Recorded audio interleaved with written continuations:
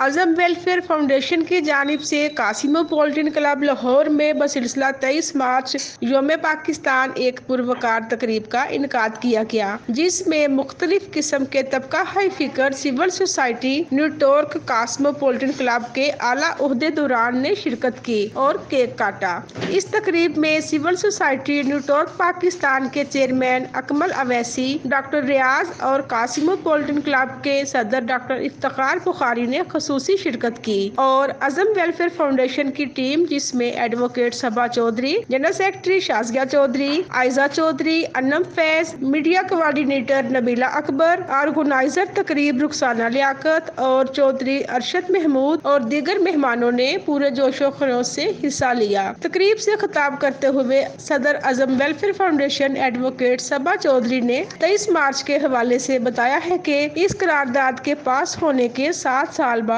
ہمارا پیارا وطن اسلامی جمہوریہ پاکستان مرز وجود میں آیا، اور اسی بات پر زور دیا ہے کہ ہمیں اس دن کو پورے ملی جذبہ سے منانا چاہیے اور اپنی نئی نسل کو بھی اس دن کی اہمیت سے آگاہ رکھنا چاہیے۔ تقریب میں آنے والے تمام مہمانوں کی توازیہ لاہور کے روایتی ناشتے حلوہ پوری اور نان چنوں سے کی گئی۔ شازیہ بٹی، صدائے لاہور نیوز، لاہور۔